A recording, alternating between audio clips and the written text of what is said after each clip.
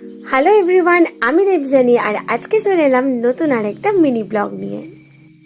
আমাদের দুজনের অনেক দিনের ইচ্ছা ছিল নৈহাটির বড় মায়ের দর্শন করব, আর সেই জন্যই হঠাৎই গত রবিবার আমরা বেরিয়ে পড়লাম কল্যাণী এক্সপ্রেসওয়ে ধরে নৈহাটির বড় মার দর্শন করতে।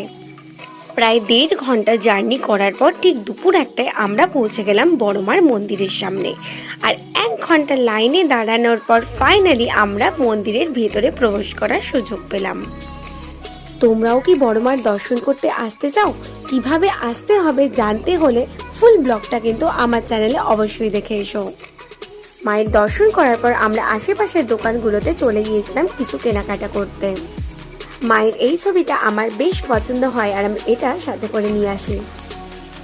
আরো কিছু কেনাকাটা করে গঙ্গা ফেরিঘাটে কিছুক্ষণ আড্ডা দেওয়ার পর আমরা চলে আসি সোজা বাড়ির দিকে। ব্লগটা তোমাদের কেমন লাগলো অবশ্যই জানিও। টাটা।